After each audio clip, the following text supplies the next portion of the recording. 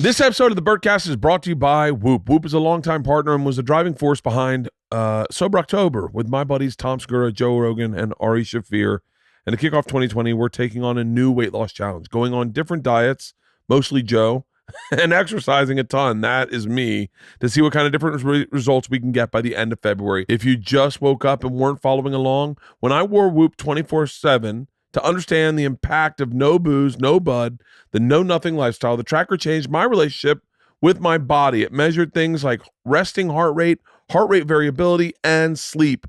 Sleep was the most important. I do not sleep enough. This mountain of data is analyzed by their algorithm that then plucks out the most important factors to help you change your daily behavior. Mine is sleep. You feel better when you sleep more. That is a no-brainer. But when you don't get enough sleep, your brain doesn't work the right way. It tricks you into thinking you don't have enough energy for the day and tells you you're hungry when you're not hungry. Less sleep leads to more eating. I'm not saying I'm going to stay in bed until March, but sleep is just important for me right now as hitting the gym. I'm getting on that treadmill behind me in 10 minutes. And then I'm going to sleep. Sleep is so important. Whoop is the best tool out there to help you get better sleep. It even has a sleep coach, which will recommend the sleep you need to feel your best the next day. If you want to be better and keep up with me, Joe, Tom, and Ari and lose weight to kick off 2020, get over to whoop.com right now and use the code BERT at checkout for 15% off your membership today. He's the man, the myth, the legend, the fucking machine.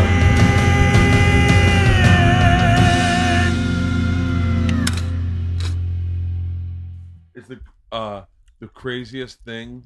We were just talking when we were walking, and one of the things I think is so crazy is I'm not the best at sometimes explaining big thoughts. The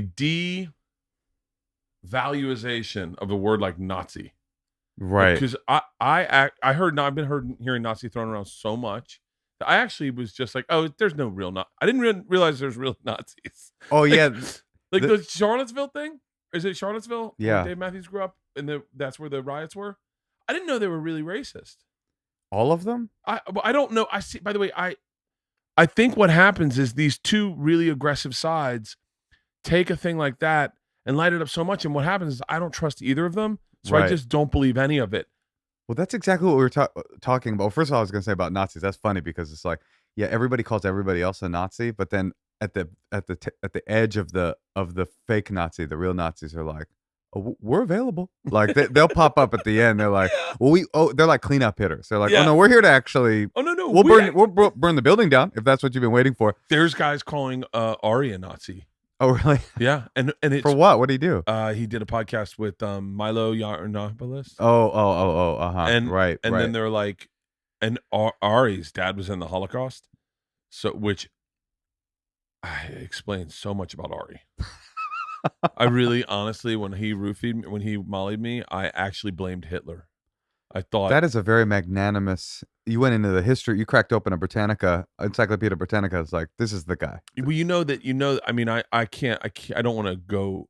I don't want to ever try to deconstruct what Ari's childhood must have been, but I'd imagine if you were coming up from one of the Holocaust camps, that maybe you weren't like the most patient parent, or maybe you had some stuff, Well, leaving Ari out of this conversation entirely, I will say this: like, having grown up in my family, there's tons of Holocaust survivors, and there's a line in the book. Oh shit, what's it called? Oh, it's like this really famous Holocaust memoir from this psychologist that I'll figure it out. I'll remember it in a second. What he says in there, it's like one of the most haunting images of the entire book. He says that, like, the people that made it out, the reason Holocaust survivors feel so much guilt is that they know that the people that made it out were not the best of the people that went in. In order to make it out of the camps, you needed to be able to have a ruthless survival instinct in order to make it out of an environment that horrifying. That you had to be selfish, and you had to be self-preservation first. You had to be. So he says that he says that every Holocaust survivor knows that the best of us perished in the camps, and that it was I'm not saying anything about Holocaust survivors. I'm saying what this fellow said, who himself went to Auschwitz.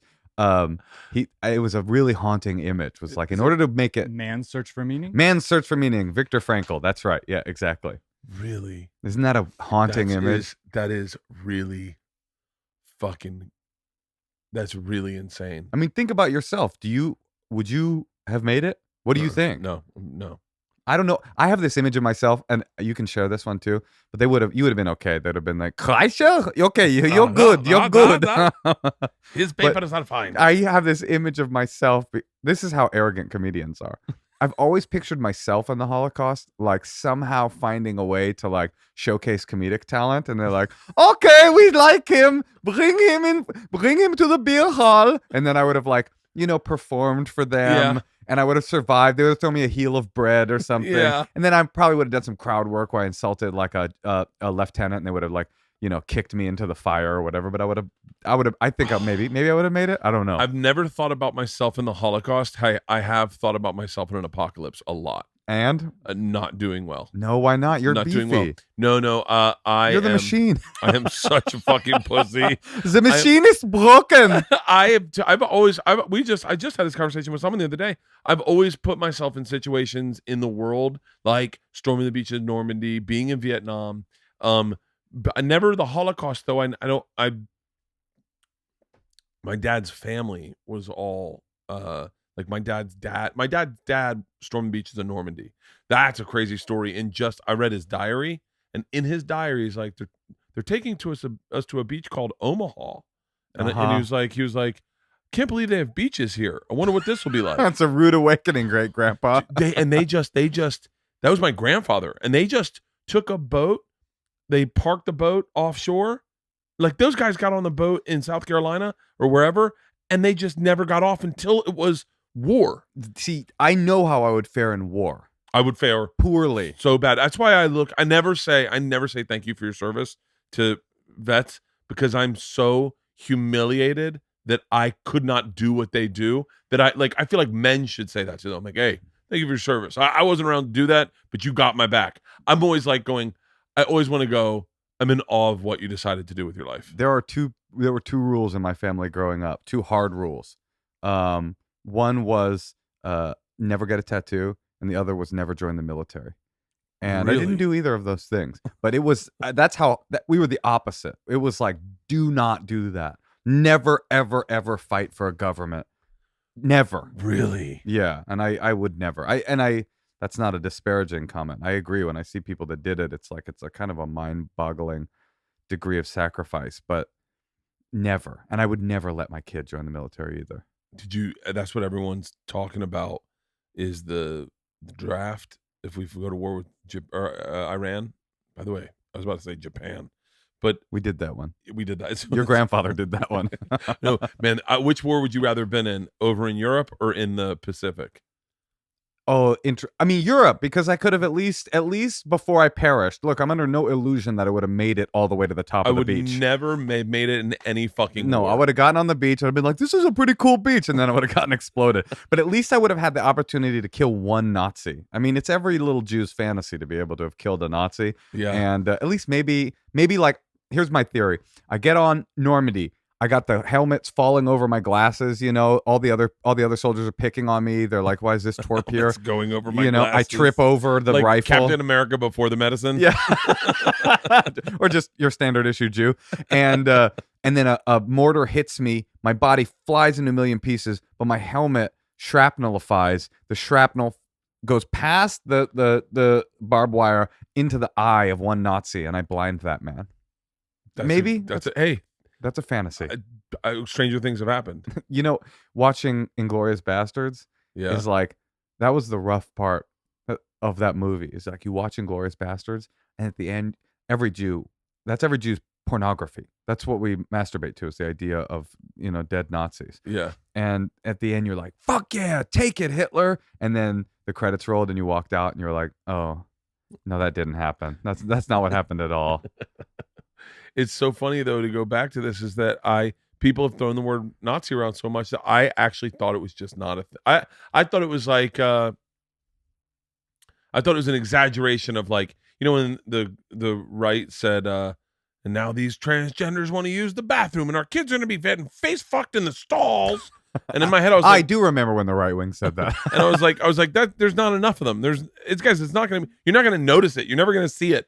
It's like it was one of those non-issues for me that I was like, well, now I can't listen to you. And then when I hear Nazi get thrown around, I go, now I can't listen to you. And then I just saw a documentary, and it was about the guy next door, The Devil Next Door. Devil Next Door. That was a badass documentary, wasn't it? Holy shit! You know what was rough about that documentary? What I liked about it is I know who I am politically. Yeah. Like when I see a documentary about a criminal, I always 99% of the time I'm like, the criminal's innocent, because I just have no faith in the criminal justice system. This is a very interesting very, very interesting topic you're bringing up. Keep going. So that's always my perspective. Yeah. I'm always like, he didn't do it. They didn't do it. They framed him. I just don't trust. I don't think I'd ever serve on a jury because I just don't trust. I just don't trust the criminal justice system so much that I just wouldn't feel comfortable ever convicting anybody of anything. Yeah. Although I know there are criminals in the world. That documentary, it fucks with you so hard because you're like, it's him. And then the next minute you're like, I don't think it's him. I don't think it's him at And then all. it just goes back and forth and you never really get a sense in your gut. Did this guy do it? Well, I think they found out that he was innocent. He was something. He was right? something, but he may not be the guy, but he was not a good guy. He was. Yeah, it is funny to be to get finally. Oh no, don't worry, they exonerated him. He wasn't the worst Nazi in the world. He was just a really bad Nazi. He was just he wasn't Ivan the Terrible. It is fucking bizarre though. By the way, spoiler alert, if you haven't seen this and you want to see this, you should watch it. It's It is great. I watched it so quickly.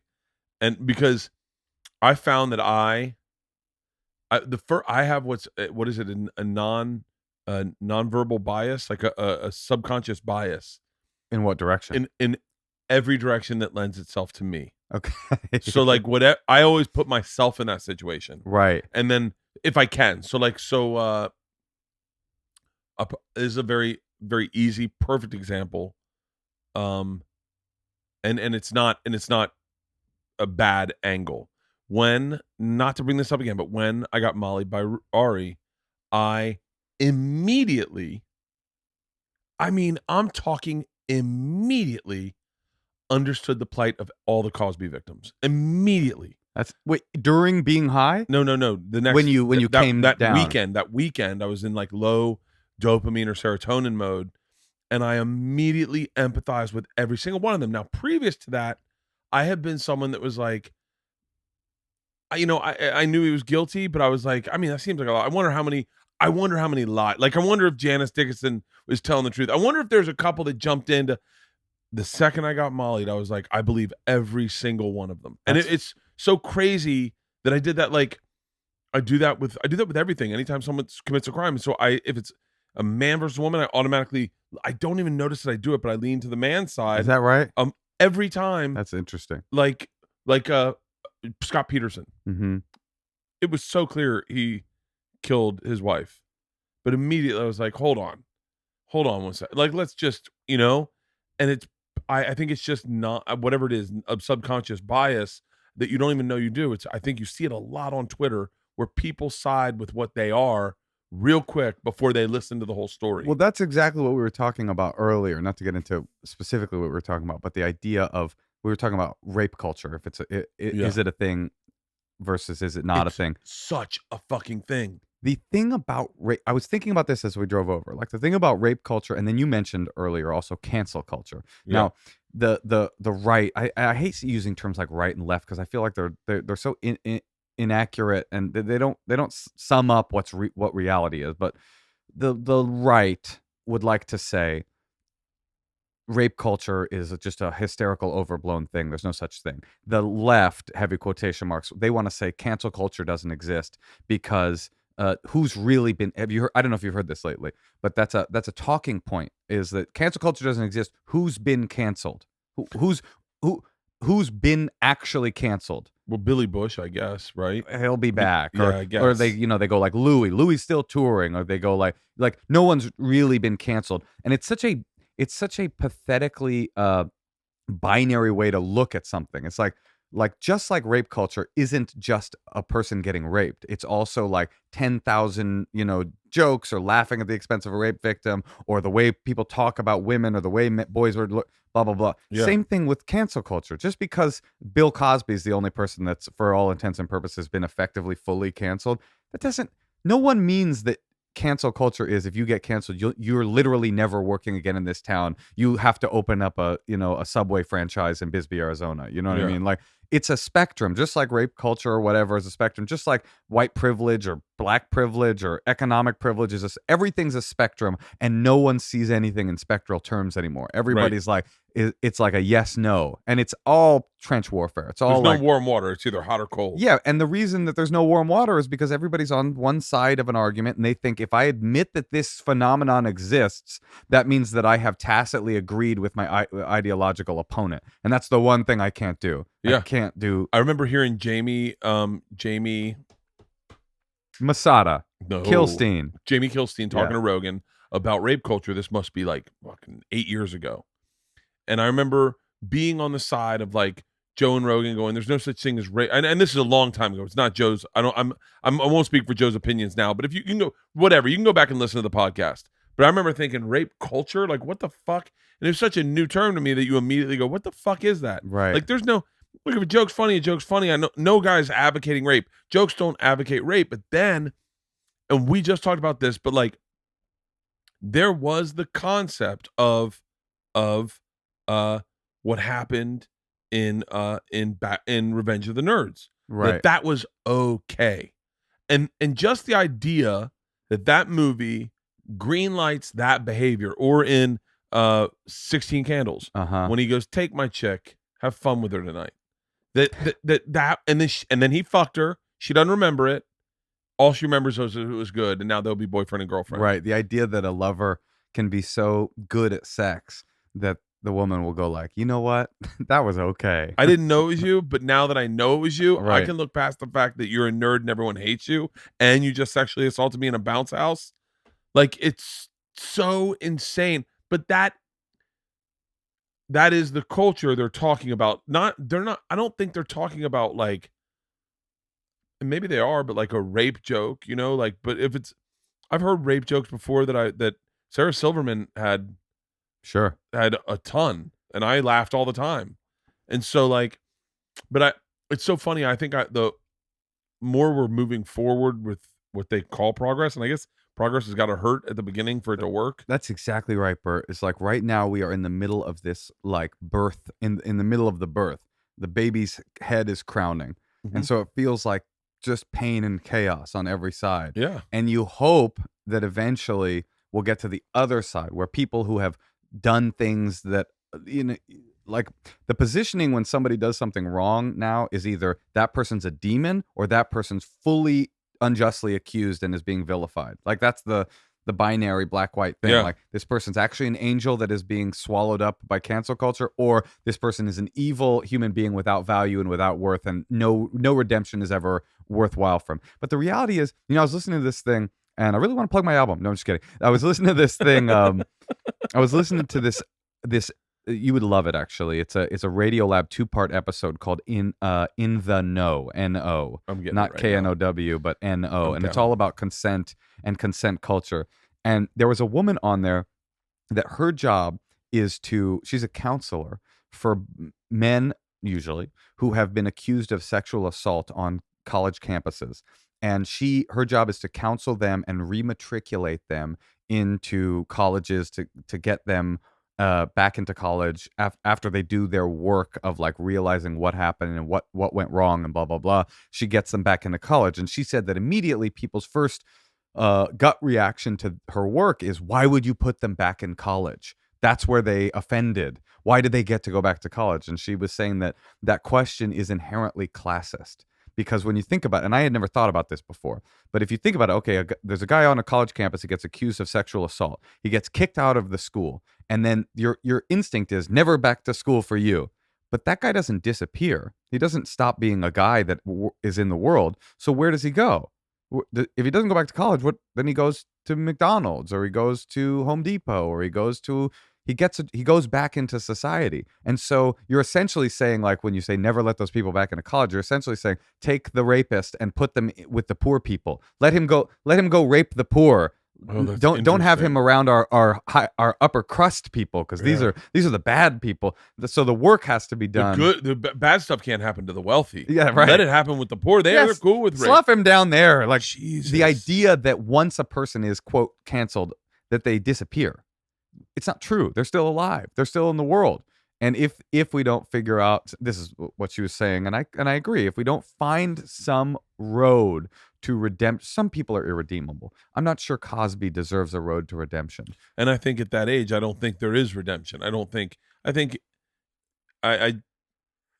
what you would do there's no redemption. He's 79 years old. Right. What are you going to just let him live in his mansion? And then there's no real punishment. Listen, a serial rape, we're in a different category. Yeah. But if you are a person who is victimized someone and needs to find a way to do the work to admit what you did and then find a way back into society, either you find that way and we all kind of agree on it, or you don't, and then what you have is a person who you already have admitted it committed that kind of assault, who you're also saying to that person, there's no way for you to ever redeem yourself. There's no punishment that will ever be good enough. But so that's fine if that's your position. But then what happens to that person? They're still alive, and now they're more isolated and demonized than ever. It's not like they just go and self-heal and become a benign figure in society. Now you've got a real problem on your hand. A tortured soul. Right. Who's not allowed to have things and to start blaming other people. And and that same thing happens in the prison industrial complex. Like, that's exactly what happens. There's a young person who's 16 years old who robs a liquor store, and they go to prison for robbing a liquor store, and rightfully so. You should go to prison when you commit a crime. Mm-hmm. But then you go to prison and you become institutionalized, and you exit prison a much more hardened criminal than you were when you went in. And now there's no hope for you. And now what you've got is a person that goes from liquor store robber to person robber to person killer to mass murderer to life in prison. It's I'm certain is not going to be a popular opinion, but when the Ray Rice stuff happened, when I heard he hit his wife, I was one of the many who just was like, everyone gets in arguments. I've never hit my wife, but I'm sure it was something. It wasn't that bad. I'm sure they're making it worse. And then you see the punch, you're like, okay, that was fucking horrific. Yeah. Holy fuck. And you're like, that was I've never been hit like that in my life. Right. And then I thought, they were like, he'll never play in the NFL again. And I was like, good. Like, that, whatever the fuck is wrong with him, that's fucking insane. And then I thought, I wonder how that affected his wife. I wonder how that affected women in relationships with NFL players who are abusive, who are getting hit, who now are afraid to speak up because they're afraid they'll lose their lifestyle that they've grown accustomed to, where they go, well, fuck, I don't want to say anything. He's an animal, but at least he's my animal. And Right. I have nice stuff. And I don't want to go back to, I just don't want to go back to being poor. Like, it's crazy. It punished both of them, as opposed to giving him a road to redemption and her a voice or a platform, It's a complicated issue because it's like people that do things wrong do society, a stable society punishes people for doing wrong, not only because things that are wrong deserve punishment, but because the theory is anyway that the idea that wrong actions have consequence creates stability in a society. If you have a society where it says wrong action has no consequence, then everybody will do anybody will. Yeah, the purge begins. So you balance that with the fact that we've overcorrected towards punishment, and this is beyond rape culture and cancel culture and outrage culture. This is into like the criminal justice system. Back to what we were talking Meek Mill. about. Exactly. Dude, we sat in here talking about Meek Mill so much, where I was like, I did once again. And it's this, I wish I could write the exact thing, but this subconscious bias of me reading his rap sheet off to Halston and going, the guy's had a lot of chances. And then I found out, no, he actually hasn't. He's been on parole for 6 fucking years. Uh-huh. So if you're and off of one bullshit thing, and I don't know the whole, I'm just paraphrasing. If you're getting upset because you're like, fuck that. Listen, I'm just paraphrasing. But the problem at hand wasn't just that he had been breaking his probation. The problem was that they were giving young black men longer probations than normal because that was a way to keep them in the system. That was a way to keep them. That was a way to keep them what they thought was like out of society's hair, but it was just setting them up to fail. Everyone's going to get in a little bit of trouble in a 10-year span, and especially I think that guy was on parole for like fucking 12 years. That would have never happened to me. 100%. I would, if I had gotten arrested, I got in trouble, I would have gotten off parole within a year, easy. I'm certain my dad would have. My dad, this is white guy privilege talking right now so hard, but like my dad would have got it dismissed, thrown out. Like my dad's a lawyer. I would have had fucking 10 lawyers taking a look at this. No, that's 100. Did you ever see the 13th, the documentary? I did. I started watching it, but I was like, I don't think I get this. I don't know what it was talking about. And then someone told it to me. I was like, oh, I thought it was something else. Right. I mean, it is that idea that at a certain point, the criminal justice system sort of switched over from becoming in the 70s. Listen, and to be fair, the 70s, things were a little crazy. Crime was out of control. Nobody went to prison, and crime was pretty insane. And so to fight that, that's not really what the 13th is about. That's much more ancient days. But to fight that, the criminal justice system started switching to this extremely severe version of criminal justice, where you went to prison automatically and quickly. And not only did you go to prison automatically and quickly, that you would get charged with like multiple charges. So if you rob a liquor store back in the 70s or whatever, you'd be charged with larceny or whatever. Is that right? Is it larceny? Yeah. Is that what larceny is? I had a dream someone stole my cell phone, and I explained to them, and he was this is a dream I had last night. He stole my cell phone, and he handed it off to one of the security guards. Security guard put it in his pocket, and I said, it's in his pocket. And the cop showed up.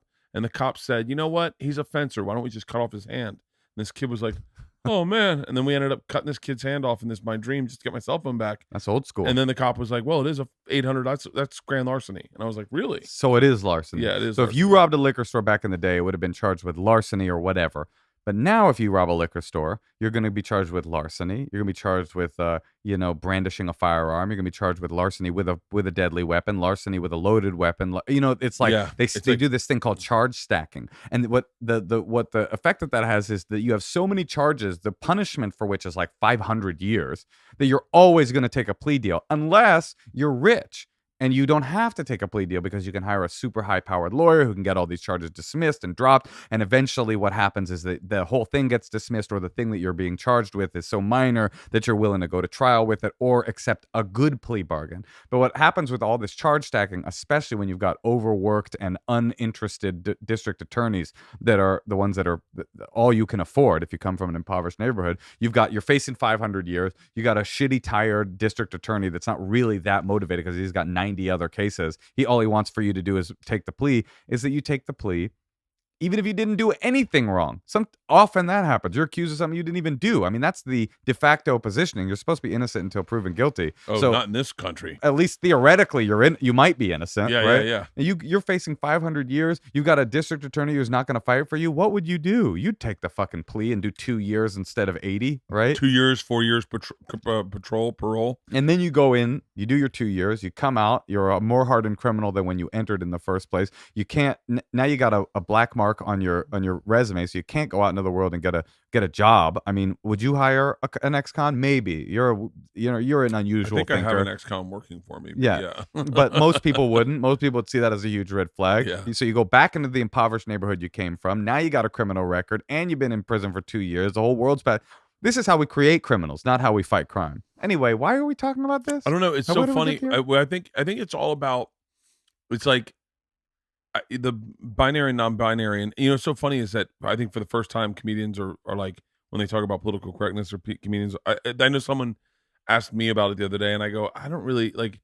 You just tell the joke. If they're good jokes, people get it, and even if they're bad jokes, people get it. And I think your attempt at a joke, I think sometimes just straight up words don't make us. I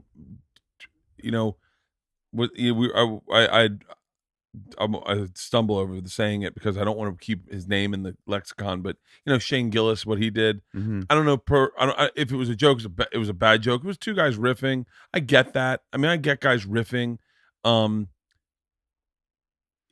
I think I don't care really about political correctness. Like, I hear you. And on stage, don't you feel? I mean, you're in a different position because, like, the crowd you perform for largely are all there to see you always. You know. well, then you can get a slippery slope because you get real comfortable saying Right. things, and then all of a sudden you're saying a joke that's getting a big laugh to your fans. Your fans are like-minded, and they're thinking, "Well, Bert, I'll give Bert a pass because I know that he doesn't mean it that way." But the truth, that's true. But also the truth is, on stage, I don't find that the things that we're talking about in blogs and publications is as true on stage. Like this idea that comedians are in this persecuted class, I'm not really believing that. On don't see stage, it. it doesn't feel like that. It feels like I can kind of talk about whatever I want. If it's funny enough, people will laugh. If it's not, I mean, there are differences. Like you don't do what I do, which is you don't go to the alt rooms ever, basically, No, right? no. So I do both of them. And I feel the difference. And I would say I've done a couple alt rooms. I Yeah. said fat chicks one time, and, not so much. and it would really cut the room in half. Right. And it was bizarre. It was bizarre, like just to watch the room like fucking freeze. And I was like, Uh-huh. and you know, I got to be honest with you. Sometimes it's good to go to those rooms and hear the way you're talking bounce back at you in an awkward Right. way. I 'Cause do. you- The same thing is true at the Comedy Store sometimes. For Yeah. me, if I have a bit that's a little bit on the like the more progressive political, because everything I do I don't do a lot of political stuff, but everything I do that's like vaguely political is like it's a left-leaning political idea expressed through incredibly juvenile and offensive terms. Like that's Yeah. who I am as a comedian, if nothing else, right? It's like when it comes to politics, like it's always like. I mean, I am who I am. I'm a Bay Area guy. Politically, I lean way left. You were born in a culture that was so far left. You had no idea that you could. There's no way they could have made you conservative. No, I agree. Unless I'd really hated my mom. I mean, know? it would have had to be such a fucking, like a bunch of tree huggers sexually assaulting you with a tree, in Hate Street. Yeah, with a tree, and that would have had deeper dragging you problems. into San Francisco from Oakland. but I also came up in comedy in the era where the primary thing was not speaking truth to power or fighting for free speech, which is like the two polar ends of comedy right now. It's like Yeah. we're free speech warriors or we're here to give the disenfranchised a voice. Neither of those things were interesting to me when I started comedy.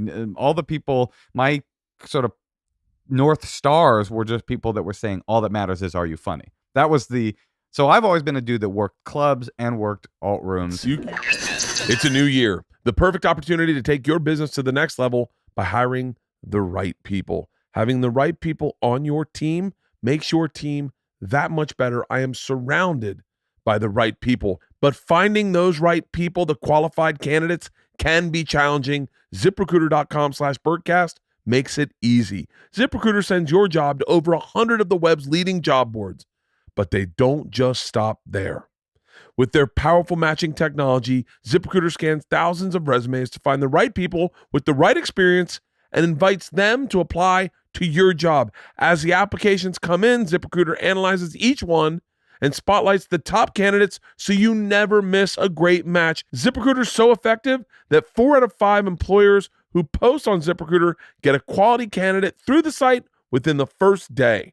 And right now, my listeners can try ZipRecruiter for free at ZipRecruiter.com/Bertcast. That's ZipRecruiter.com/Bertcast. ZipRecruiter.com/BertCast. ZipRecruiter.com/Bertcast. The smartest way to hire.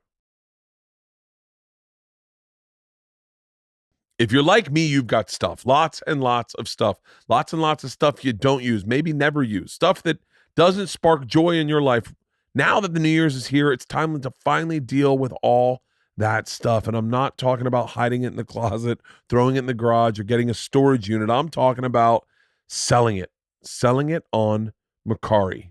You know Mercari, the selling app that makes selling almost anything fast and easy. So here's where you begin. You go through your home and you find all the stuff you didn't use in 2019.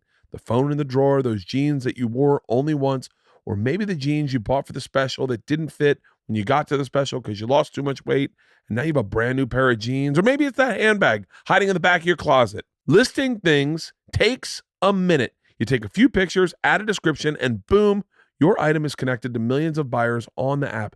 Mercari even emails you a shipping label when it sells. Everything ships, so there is no awkward meetup with strangers, which is great now that it gets dark early at night. The app has over 500,000 reviews on the App Store with an average of 4.8 star rating. So why not give it a try? Ring in the new year with less stuff in your home and more money in your pocket with Mercari. That's Mercari. Mercari. Mercari, the selling I've app. always been a dude that worked clubs and worked alt rooms. You've always been able to go back and forth. There are guys that. It's so funny when you say that. I wonder if you could dissect why alt comedy was so big when it was, like in the early 2000s, late 90s, early 2000s, and then why it just isn't now.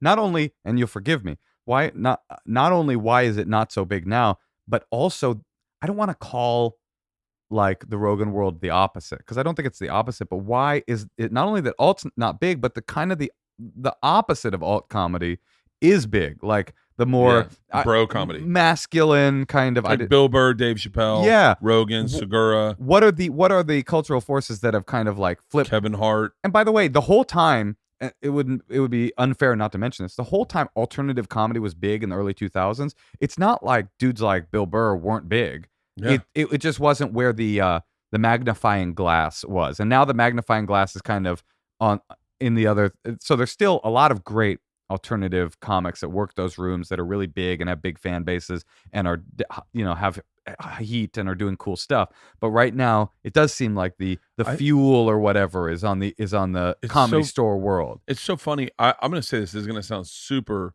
probably arrogant, but I don't mean it as arrogant, but I will say it. I'll try to say it the right way. You're listening to Qualifying Our Statements with Bert Kreischer. Jesus Christ. How many times? And I don't mean this in this way, but I mean it in... Well, you know what it is? I listen to podcasts sometimes. I get so fucking angry listening to podcasts. Right. I was listening to one last night at a panic attack at 1 a.m. And I was listening to one and I was like, whoa, shut the fuck up. Like, that's not... You're not even telling the truth. You're not even hearing the other side. And so I just happened to me last night and I was up all night listening to one. I'll tell you now who. I want to know. Fair. Okay, great. And I was... that I am super hypersensitive to it. I was such a fan of alt comedy. Yeah. So I know we've talked about this before. But like if we'll let's just call it alpha comedy as opposed to bro comedy, but it's like it's men. It's not just men. Whitney Cummings, Eliza Schlesinger, right. Ali Wong. There are a lot of women doing it in that alpha culture, but right. That alpha's probably fucking wrong. But I was such a fan of alt comedy, and I think what happened is, I personally think a lot of untalented comics go to whatever's popular. Yeah. So I think what was happening is when... Oh, that's 100% true. Yeah. And I think what happened is, before alt comedy, untalented comics were going to mainstream comedy. The club comics. They were, I know what you're thinking when you see this shirt. What did I just rob a McDonald's? I know. Hey, give me sheets back. Like, hey, like that was popular. And so I think a lot of untalented people went there. And I think the talented people, Janine, Patton, Sarah, Todd Glass, yourself, Natasha, all these really talented people went to more of an alt scene because that was what was good. That was what you liked. That's where the cool stuff was. And then I think there was a group of us, and I'll use myself as one of them, and I'll use Segura as another one, who were huge fans of that scene as well. We were looked a certain way. We had a certain look, so we weren't accepted because we were just like jeans and sneakers and maybe a fucking like shirt with flames on it, or I don't know, whatever. Classic. We looked like the Fieri, we call it. Yeah, exactly. We looked like cheese dicks, so we weren't accepted, but we were fans of it. Right. And so, and then what I think happened is all the new comics flooded to the alt scene, and they weren't good. There were a lot of really, really. I mean, I saw so many, but it was this glad handing of like, no, this guy's legit. Look at his shirt. He referenced a robot. Come on, we like robots. Yeah. And did you hear his Wolverine? Like an owl coming out of the third eye of a robot on a rainbow made of dreams. Yeah, that kind of heavy reference. Yeah, and then did you catch that Stan Lee reference? Yeah. And I think that all they saw was Patton's interests, and they wrote for Patton's interests, so that. But we all do this. No, and then I think I will say that myself, and I'll claim Segura is this too, have a very alt vibe in doing stand-up. I think we look a certain way, we talk a certain way. Obviously, I perform with my shirt off, but I am a legit storyteller. Sure. And that would not have played when I started. I could not have just done that. You know, the opposite's true too. It's like you go to, and that's why I always really consider myself right in the middle of those two worlds. By the way, to my detriment, I feel like if I had been a little more one thing or the other, it might have been, I might have blown up harder. You know what I mean? Like if I always feel like I'm a little too offensive for the alt people and a little too cucky for the really the hard, the alphas. But what's happening now though? Yeah, is all the bad comics are going or lean. They all start. It's the bad comics are just zombies, right? Right. They leaned one way in the '90s, then they went all in the 2000s, and they're coming back this way. Yeah. And so you're getting a lot of like fucking really bad comics that don't have a point of view, but they know what Rogan's is, and they know what Bill's is, and they know what Segura's is, and Joe Coy and Fluffy, and they just go. And they know how to make you'll often see it with like edgy stuff. They know how to make an offensive reference. Yeah. But it's like, that's not quite a joke if you just go like, Boko Haram, baby, ISIS, this pussy, 9/11. You're like, okay, that's a series of offensive things. Anything else? Like, no. And then that same guy would have been going like, Incredible Hulk, baby, She-Hulk, She-Ra, He-Man. You're like, okay, neither one of these really works. So, and I bet I wouldn't be shocked if the alt scene has a huge resurgence. Like, it'll be different than the alt scene because if you the hack comics, which was what Janine and all them were fighting against in the early 2000s, the hack comics, we who would have just probably been whatever, we didn't go there. We made our own thing. The new alt scene will be something totally different. Totally. And what's funny is you'll sometimes see a comic like at the store or something making fun of like alt comedy, and they're doing a hack character of an alt comic. Yes. And so the new hack is like, I mean, if I was to do that, it's something like, it's just like, hey, we got to stop these guns. And we got to no more trigger warnings because there's no more trigger. It's like that. And you look at the alt comedy making fun of the hack comedian. You ever seen like an anti-comedy character? Like there's some that are great, like Neil Hamburger, hilarious, the best ever. Yeah. But sometimes you see these like an anti-comedy hack comic character, and the comedian they're making fun of does not exist anymore. Yeah. Like no one is getting on stage at a comedy club going like, what's up with the airline food and men and women? Hey, it's like that person hasn't existed in 22 years, right? Yeah. So that happens too. You start skewering some version of comedy that basically doesn't even exist anymore. Yeah. You know what it was? It's and I think now there's so many ways to make a living. It was one of the guys we were talking about on the porch is those guys that never had an act. They just know how to say words, that buzzwords, that get followers, that light people up. You're right. It's just shit comics. But the good ones all respect each other. Exactly. And the good ones are all doing their own thing. And it's just like, I saw Fahim Anwar recently just do his Can't Stop. Lance Constantinopolis. And I just was like, I just love seeing something so refreshing where you're like, where you're saying to yourself, what is that? Like, what am I, like, that's why I love Brody so much. So many times I said, what is he doing? Like, I couldn't figure it out myself. And I'm a professional comedian. That's what I love. I love watching the comedian and going, that's how I feel about Maria Bamford. Oh my God. That's how I feel about Brent. Have you seen Brent Weinbach? No, I know Brent. Brent is such a fascinating guy because he has that same thing that when I talk to him, I feel like I'm talking to Brody where I go, is he fucking with me? Like what's going on? Well, Brent's like one of my best friends. Full disclosure. Oh, but he is such a fucking killer on stage. He's so hilarious. But you look at him and you go, I also felt this way watching The Watchmen. You look at it and you go, I don't know what thing you're doing. Yeah. It's working. But I don't know how to do it. Like when I see I see Bill Burr, I go, okay, well, he's better than me. But I know what he's doing. Like, at least it feels in the same river that I'm swimming in. I see somebody like Maria or Brent Weinbach or these kinds of people. I go, I don't even know what river is this a river? Like, where are we right now? Maria Bamford was the first person to get me to look sideways at comedy was Zach Galifianakis. Sure. Because he was just so, you'd talk to him off stage, then he'd go on stage, and then he would create videos. Do you remember that video of him just singing throughout Hollywood? No. Although I do think Zach is one of the funniest human beings ever to exist. He is so fucking funny. And then Maria Bamford was the next one. And this is when I first recognized the power of the internet. Mm-hmm. I didn't know if it was true. She had got sent to rehab in Minnesota, and she had the Maria Bamford show because she was living in her mom's, and it was all done sideways on a bed of her doing characters. Do you remember that?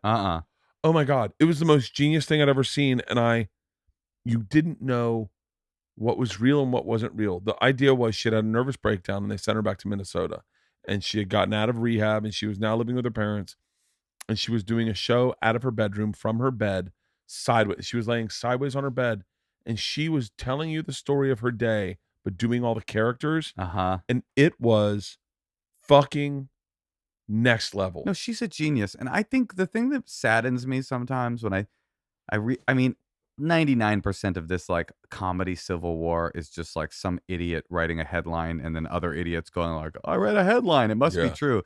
But to the extent that we're like bifurcating as a community, it's sad to me because like I said, when I came up, when I started, the whole thing was like, are you funny? And what I was always impressed with, and I think this exists less today than it did 4 years ago, I was always impressed with the idea that like at the same club, you'd have Ted Alexandro and Nick DiPaolo. And like that comedians had this ability to, even though you might be diametrically opposed in your viewpoints about the world and about politics and stuff, because we all cared about a third thing that was more important than any of the other things, not more important in the world, but more important in our little closed circuit of culture, which was, are you funny? Yeah. That you could get along with people that were so different from you.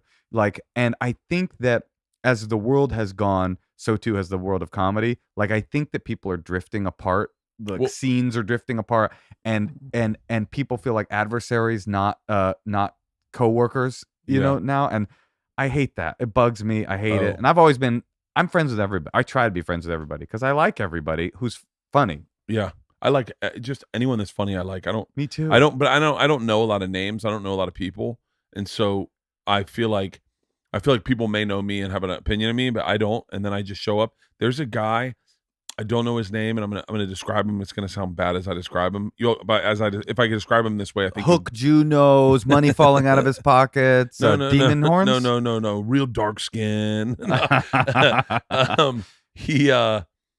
I'm almost certain he's autistic, and he's got 3 names.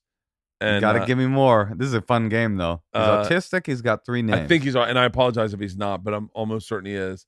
And he had a joke. He was one of those guys that I strive to be like, where it's like they write jokes that no one else is writing. Yeah. He had a joke about, he called his friend up to see if his friend wanted to see place name of movie that he wasn't stretching to make it an obscure reference. It was real. Like, okay. I called my friend to see Butterfly or whatever, some movie that I'd never heard of, but I'd heard of. And and he said he couldn't go because he was polishing his robot. And he was like, just tell me you don't want to see a movie with me. Like Eric Charles Nielsen. That guy is so fucking goddamn funny. Wow. That guy is so goddamn funny. And he's so different. He is definitely different. That I sit in the back and I go, I like am mesmerized by it. I wrote a joke. I have maybe in my whole life of jokes, I got like 3 jokes that are as good as his, meaning authentic jokes. No. His best jokes are when you go, that was nowhere near my joke book. Like, because the joke about the robot, and he's like, just tell me you don't want to go to the movies with me. Obviously, clearly, you can get a smaller robot to polish that robot, and then, in fact, get a smaller robot to even polish that robot, and then just tell me you don't want to. It was so fucking funny that I was like, I want to be like that. Like Chappelle did it, but Chappelle did it in a more when we say to Bill Burr, I swim in the same river as you do. Eric Charles Nelson is in a different aqueduct than I fucking perform in. Right. And Brody was in a different aqueduct. And to clarify what I mean is like, if I'm playing pickup ball at my local playground, I'm playing the same game as Michael Jordan. I'm not saying I'm about to step on the court with him. I'm looking and I'm like, are we playing lacrosse here? Like, what game? Why is he wearing a helmet? Yeah. And you're like, wait, hold on. What are we playing? I thought we were playing basketball. This was basketball. Burr's over here lacing up sneakers, and this guy is stretching out his hamstring.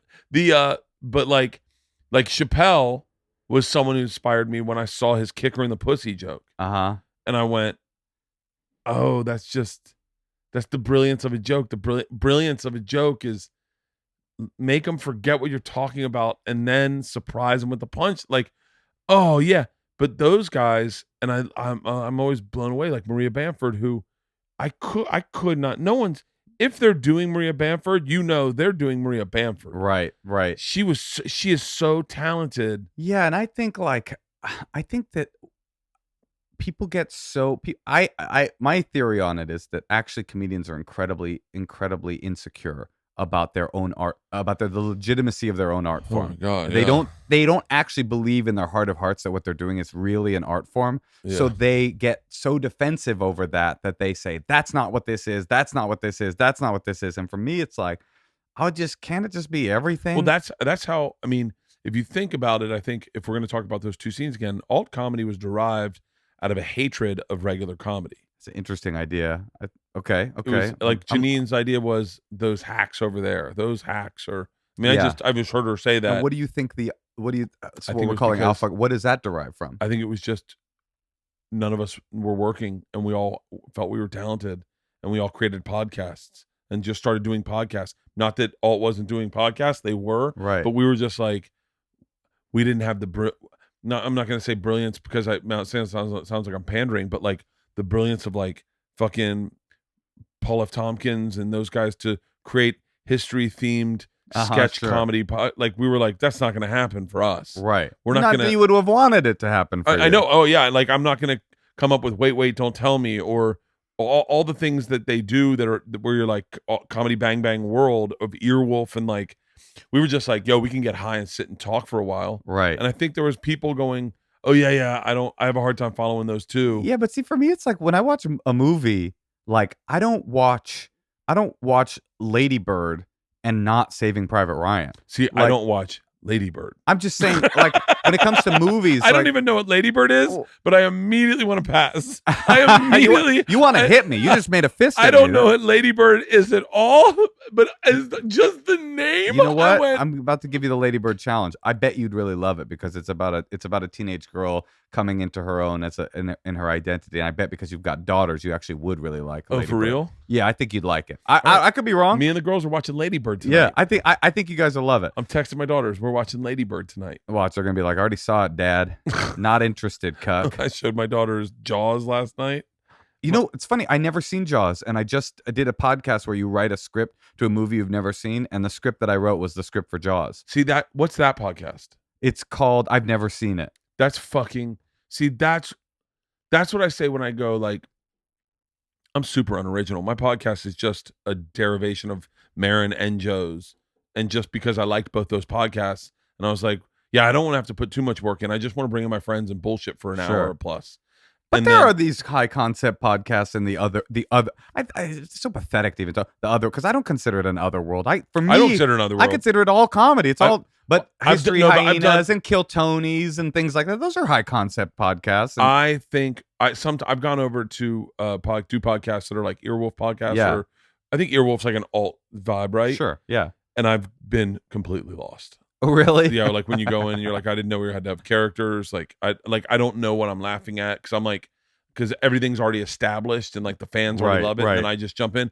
Doug Loves Movies. Doug Loves Movies was That's a high Well, that's an alt. high concept alt podcast, but I mean, I famously was like, I don't listen to the games.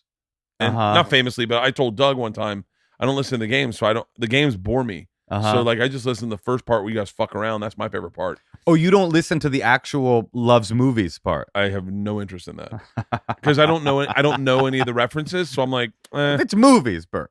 but they're always movies like 10 movies that Diane Keaton Yeah, I starred. hear And you. I'm like, By the way, I am very bad at that game because I'm not a movie buff. Although Natasha and I have been doing for the past 2 years, when she got pregnant, we thought it'd be a good game. We're watching every Best Picture winner in order. oh my God. So I've seen every Best Picture winner so far. I'm not totally caught up. You would think I would be caught up by now. It's been over 2 years, but we're on like 2007 right now. But I've seen every movie since 29 now. Wow, Birth of a Nation? Birth of a Nation is not Best Picture. Well, I thought Although that it was the greatest picture ever made for us. wait, You know wasn't what I mean? wait wasn't Birth of a Nation? Oh, that was just the first movie. That was not the first movie either, but it might have been the first blockbuster. Birth of a Nation, for those listening who don't know, is like a strange silent film about the start of the Ku Klux Klan, and it's shown in every film class, but it is definitely Find it's out what Birth of a it's a Nation. rough one. It's but not as funny as it sounds. It's But by the way, I want to say Ralphie May called one of his specials "Girth of a Nation." hilarious. Hilarious, He's like, because I'm fat and the KKK. Like, wait, Ralphie, no. I said to Whitney the other day something about Ralphie. Ralphie was like 600 pounds. She goes, I heard he's losing weight. Oh, I was like, Ralphie. But yeah, it's that's a great idea. Leanne and I watched when I first started dating Leanne. I quit drinking for like 8 months, and we would sit in bed and watch movies I'd heard of but didn't know what they were. Like I would like the Philadelphia Story. I'd heard of that, and I was like, "What is that?" Philadelphia or the Philadelphia Story? Philadelphia Story. What's that? I don't know what that is. That's like an old school Audrey Hepburn and Cary Grant, maybe. I don't know. Jimmy. I don't know. Let me tell you, I don't have a great retention. the movies are bad for, I would say, 30 years. Did you watch Sophie's Choice? It's Katharine Hepburn, by the way. Katharine Hepburn. Thank you. Yeah. Did you watch Sophie's Choice? I think I've seen it. I heard there was a joke on the Golden Globes about Sophie's Choice, and I was like, what is Sophie's Choice? I don't know. Right. You had to choose between, I think it was killing one of your kids, maybe? What? I think that's what it was. That makes that so not as funny as I thought it was. Wait, am I wrong? I might be wrong. I think that was the choice. I think she had to kill one of her kids. Hey Siri, what was Sophie's Choice?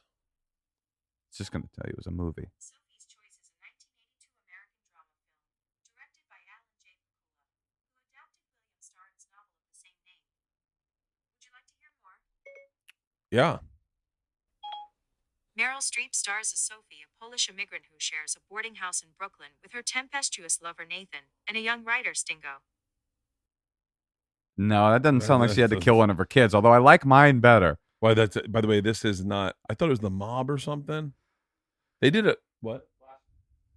Flashbacks reveal her harrowing story from pre-war prosperity to Auschwitz. Oh, Sophie had to pick which kid to leave in.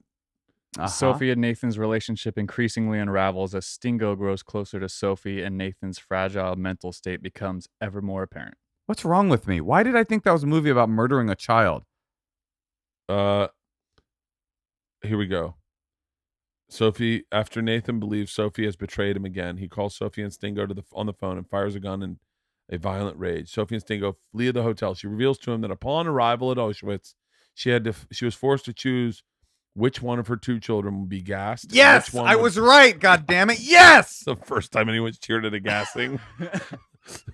Which one was going to be gassed and which one would proceed to the later labor camps. To avoid having both children killed, she chose her son, Jan, to be sent to the children's camp and her daughter, Ava, to be sent to death. Well, there you go, folks. It turns out I was right, both about the plot of Sophie's Choice and about the people that made it out of the Holocaust. I think I've mixed up Sophie's Choice and Heartburn. What's Heartburn? I think that's with Jack Nicklaus and Jack Nicholson. Jack Nicklaus, the pro Jack golfer. Nicholson. By the way, this is why, man, you want to really enrage people that listen to this podcast is whenever I talk about anything political, because I don't really know anything about politics. They go, "You say you don't know anything about politics, then you throw this shit on the internet, dude. What the fuck? Stay in your fucking lane, Bert." And I'm like, I can also just play around, but like, yeah, Jack Nicklaus. Jack Nicholson is. That's why I shouldn't say anything fucking smart. I had a grandmother. Speaking of Holocaust survivors, I had a step grandmother. My step grandmother was a Holocaust survivor and a very, very, very mean person. And at my stepsister's wedding, we all came. My brother and I were the product of my father's first marriage. And then there was like all the new kids from the new marriage, and they were taking the family portrait. And she gets up and she goes, "Baba," she goes, "Okay, let's do one more picture. This time only the family. Moshe, David, can you step to the side? And they took the same picture of like 30 people, but it was just my me and my brother God. standing on the sidelines. Holy shit. Yeah, man. So that's what I was dealing with. God, so wait, what? I would love, I'm doing a show for Netflix right now, and they were pitching ideas of things we can do, and one of the ones I wanted to do, just one of the sketches that we never got to, and maybe we'll do it if we do more. Is of it a these. sketch show or you're not? It's not a sketch show. liberty It's to kind of talk really, about it it's yet? really hard to explain. Uh-huh. Like my manager was up there yesterday, and he's like, I really don't think I understand the concept of your TV show. Do you understand it? Not entirely. Okay. Does someone understand it? Nope. Maria Bamford. That's who understands it. I think it's going to be, I personally think it's going to be a really fantastic show because people, the same way you sit and would watch Brody and go, what the fuck is this? It's going to be like that. I think people are going to go like, hold on. I love that. Is this scripted? Like, hold on. There's no way that could have happened. Like, wait, what the fuck? That's awesome. Who's directing it? Jeff Tomzik. That's so cool, man. Yeah, I'm Jeff excited to see Tomzik. it. It's the biggest production I've ever been on in my entire life. It's massive. I mean, it's a Really? massive budget. And How much specifically are you getting paid for it? No, I'm just kidding. I'm just kidding. more than I've ever been paid for a fucking TV show. That's so exciting, man. I can't wait to see it. But one of the things, and it's been, I mean, every episode, we're doing 6 episodes. Every episode, there has been stuff where not only am I crying laughing, but the fucking cameramen are crying laughing. And by the way, there's no way we can get the laughs out. Like you're gonna have to hear That's laughs. pretty cool. It's so fucking bizarre. But one of the things, and the things we do in it range from like really produced to very underproduced to like podcast kind of. It's really hard to explain. I'll have a better idea when we edit it and we know what it is. But one of the things I wanted to do is I wanted to get high with Joey Diaz and Tom Segura and just find the oldest man in LA that's still coherent and just sit at a campfire with him and just talk. I really like that idea. I once went to there's a restaurant. If you ever do this is the place you should look. There's a restaurant right by all the agencies in Beverly Hills. That's like, it's one of these restaurants that somehow made it through the hipsterification of Los Angeles, and it's like from a fucking another era. Like everyone you're sitting next to looks like they produced The Sting or fucking or Sophie's Choice or built the MGM Lion or what, you know what I mean? Every person is like the most absurd senior citizen Hollywood caricature you'll ever see in your life, like Buffon, Phil Spector Buffon, and like $9,000 Gucci glasses from 71. I walked into that restaurant and Arnold Schwarzenegger was there, standing there. And he gave me a look. I will never forget the look that Arnold Schwarzenegger gave me. And I can only assume this is the look he gives to everybody. It was very clear what he was expressing to me. It was like, yeah, hey, it's me. I'm Arnold Schwarzenegger. You're looking at me. This is a big moment for you. I know that this is a big moment for you. Pretty fucking cool, huh? Like that's what probably he gives to everybody. But I always thought if you just put a podcasting, like if you just sat for lunch at that restaurant with microphones, everybody in there would have the story of stories. Oh, I'm fascinated by, I think mostly in watching that Devil Next Door, I'm fascinated by the experience of Holocaust survivors, because that was what was the most moving part of that movie, was them allowing the people that had been in his or theoretically his labor camp or I think it was just a killing camp, to share their experiences of what they witnessed. It was powerful, for sure. So powerful. I think probably the one like douche chill moment is when the guy goes up to him and the Ivan guy extends his hand to shake it. I went, yeah, I couldn't read that. I was like, either he is a sociopath and he is just past what a regular person would do, or he's a fucking bumbling idiot who's like, hi, very nice to meet you. Well, you know, it's like he could be both, man. And that's what's interesting about human. You know, there's another very famous Holocaust book. That's all I'm going to be doing, by the way, Bert, when I come on your podcast from now on. Please. At some point, I want to reference my stand-up comedy album. But before I do that, I want to tell you about all of the great Holocaust books that I've read. The Banality of Evil is by, I think, Hannah Arendt, but I could be wrong about the author. Anyway, The Banality of Evil, or maybe that's just a concept in her book. But the Banality of Evil is like that. Have you heard of that concept? That like great evil gets done not from great evildoers. Not everybody's a Hitler. almost no one's a Hitler. Yeah. It only requires a couple Hitlers and a million idiots to go like, oh, I guess we're doing that now. You know, like that's how evil happens. It's not from like stormtroopers going like, we hate the Jews, get them. It just requires like a soft-minded dummy to like accept that I guess now we're throwing people in pits and just not questioning authority and going, no, not standing up. It's like the other day I saw everyone was canceling Vince Vaughn because he shook hands with the president. No, that made me laugh because I was thinking to myself like, Vince Vaughn, like not only is Vince Vaughn obviously, is it not weird to talk to the president? It's so weird. I mean, like, I don't think I would want to do it, but like Vince Vaughn, did you think he was like a Black Lives Matter activist before this? Like he was. I mean, I would have put all of my life savings on the fact that he voted for Trump. Like, what? How are you shocked right now? It was so crazy because then I started going, Ted Nugent. I'm a big bully Bush guy, meaning like I am the guy where if you say something inappropriate, I just laugh and go, sure. I want to get out of the moment. Sure. Like I'm like, sure. oh, good one, grab him with the pussies. You. Yeah, it's always that's the thing. You threw the Jews in the pit, did you? And so if Trump came up to me and was like, hey man, big fan, of course, I will definitely be canceled tomorrow because I'd be the guy hugging him, being like, where did you see did you watch my special? I wonder what I would do. This is so funny how the conversation started with, would you have made it through the Holocaust? And it's ending with, would you shake Trump's hand if he was a big fan of your comedy? If Trump came up and was like, hey man, I know this is going to sound out of left field, but I read your book. Oh my God. And it was like such a moving memoir that like, I just got to tell you, it made me find your comedy. Now I love your wife's show. It's like, my God. Congratulations on the baby. This is like funny. It's like your political moral core versus the ego, which is first and foremost always, right? I would be on both knees. I don't know. You know, it's like the Kim Kardashian thing. Like she's got a lot of issues, but like, by the way, I just spent the day with Caitlyn Jenner. Oh, really? Oh, yeah. Interesting. Oh, fucking interesting. But is an understatement. I want to hear everything. Oh, my God. It was fucking phenomenal. It was such a fascinating day to spend with a human being who, at one point I said to her, I go, you know, when someone tries to tell your story, like if I tried to tell your story to my kids, they wouldn't believe it. Like no one would. Right. And she was like, how so? And I was like, okay. I go, let me just tell it to you real quick. Yeah. Today, girls, I spent the day with this older lady who in 1976 won the men's decathlon at the U.S. Olympics.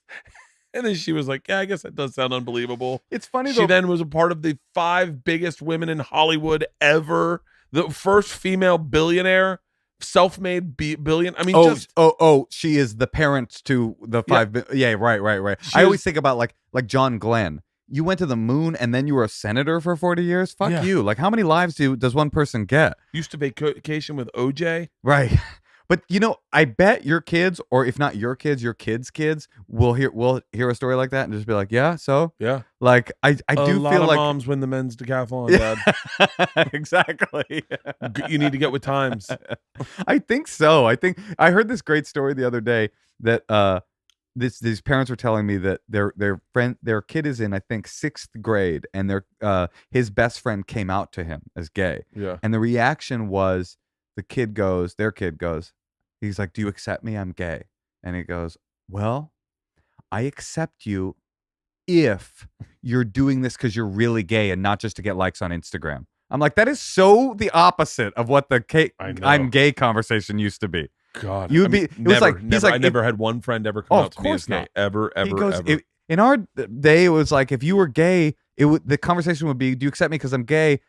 Because I think you're going to hate me because I'm gay. This guy's like, listen, I really hope you are gay. Okay. Because that's cool. Yeah. But faking it just to be cool, that's not cool. My daughter said a lot of girls come out as gay because it's more socially acceptable. Right. And they say there's a lot of girls. And then they have a friend, I talked about this somewhere and I don't know where. I might have talked about this on this podcast.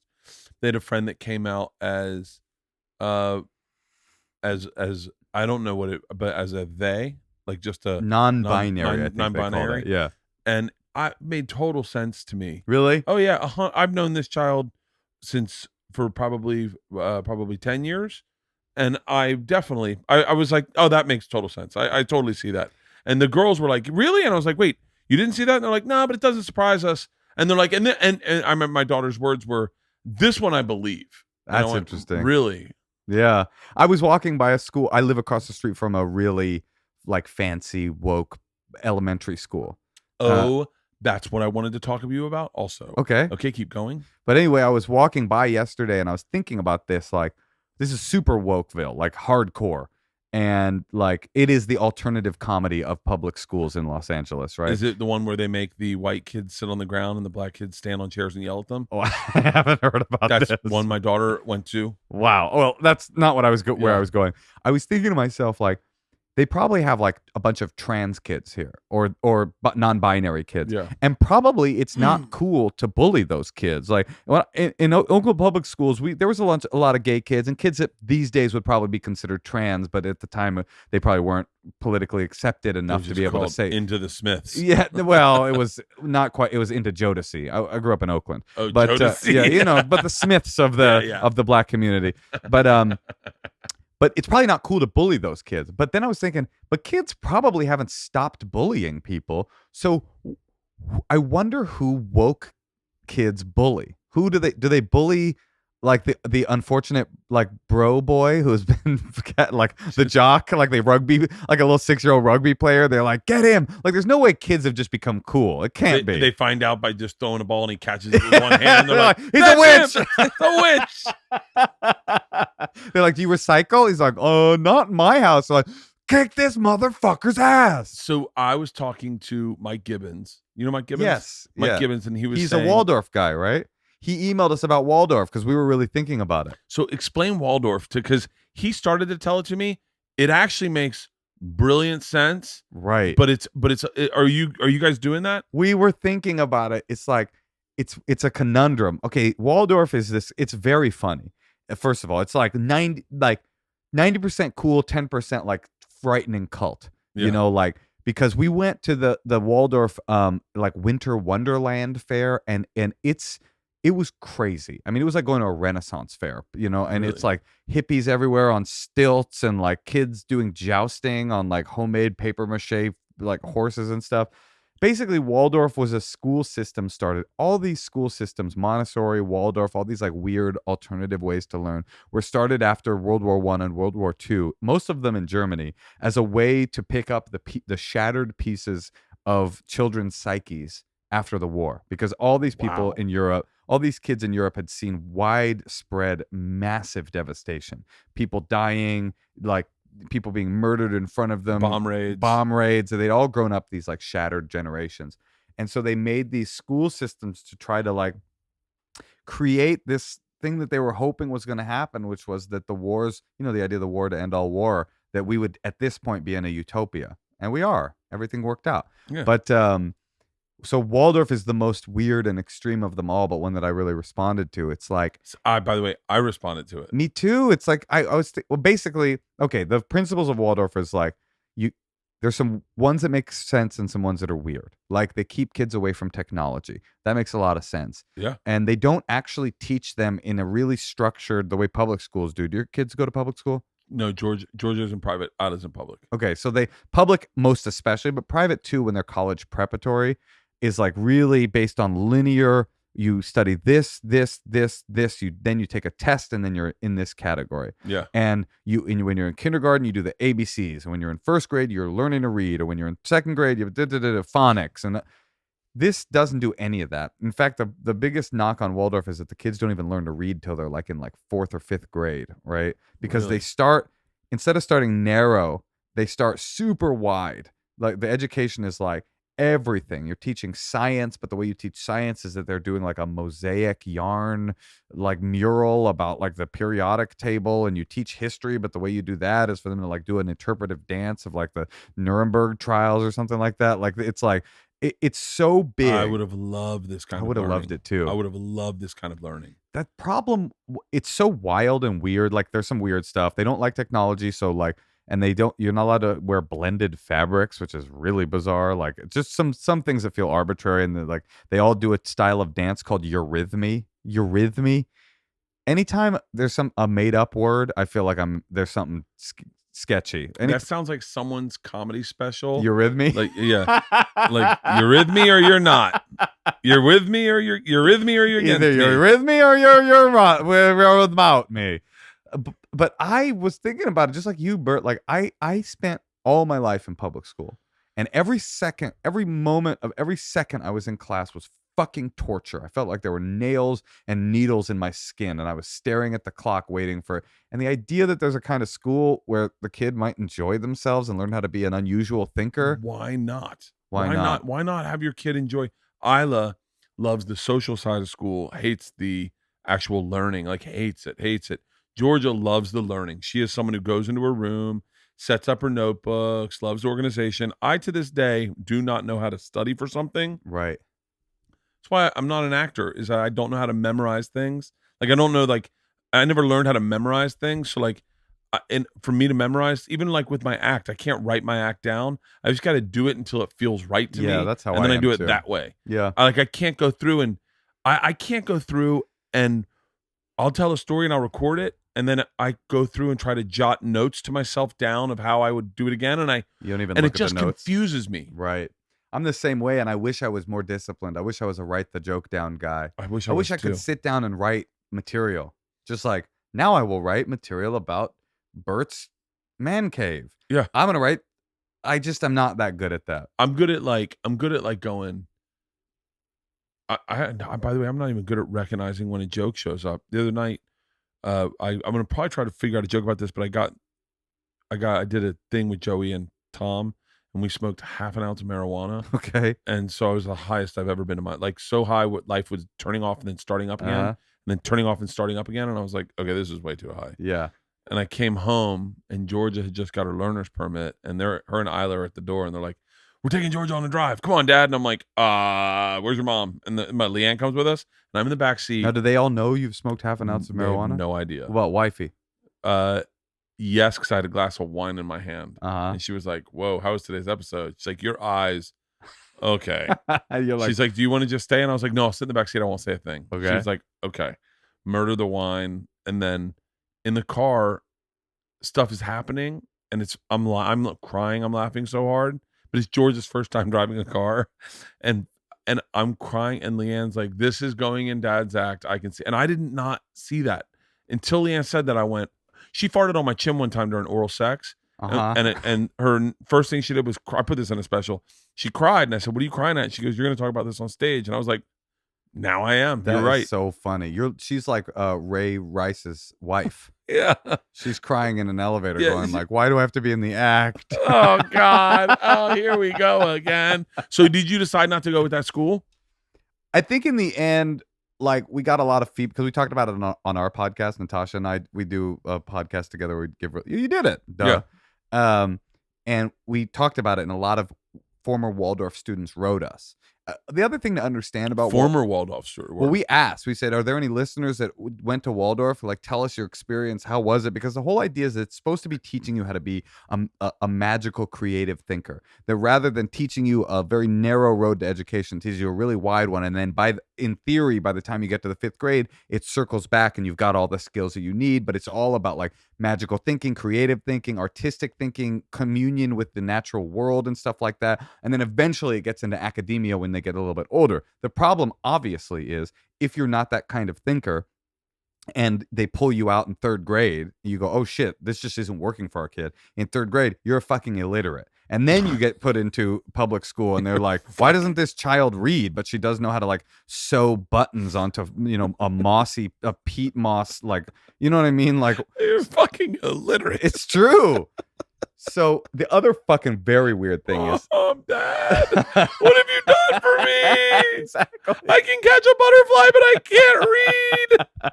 It's like, she knows how to start a fire in a wet forest, but that's about it.